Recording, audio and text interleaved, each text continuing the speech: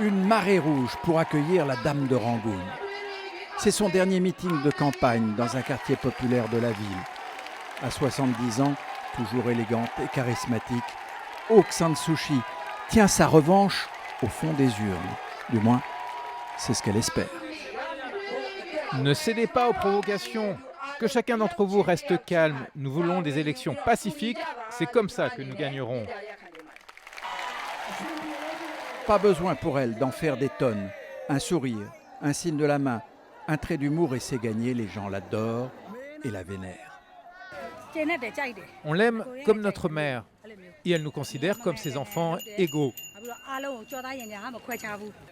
Tout ira bien si notre mère gagne. L'éducation, la santé, l'économie, tout. Il l'adore ou il la déteste. Pendant des décennies, elle a été la bête noire des militaires qui se sont succédés au pouvoir. Les militaires, pourtant, elle connaît. Son père était général, héros de l'indépendance, assassiné alors qu'elle a 2 ans. Elle lui ressemble comme 2 gouttes d'eau. Elle entre en politique en 1988 en soutenant les manifestants contre la junte. Il y a 3000 morts. C'est son premier séjour en prison. Elle n'arrêtera pas d'y entrer ou d'en sortir. 15 ans en tout, le plus souvent en résidence surveillée, elle arrive à s'adresser à ses partisans par-dessus la grille. Soyez patients et calmes. Soyez forts. Le jour de la revanche viendra quand il viendra.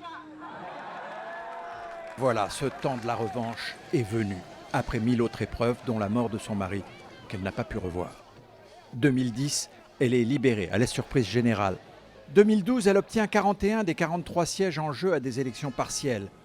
Mais la vraie revanche, la revanche finale, sera le scrutin de dimanche. Tout laisse penser que la Lady devrait gagner haut la main. Mais chat échaudé craint l'eau froide. Nous espérons le meilleur, mais nous nous préparons pour le pire. Si le pire devait arriver, nous comptons sur la réaction du peuple et du monde.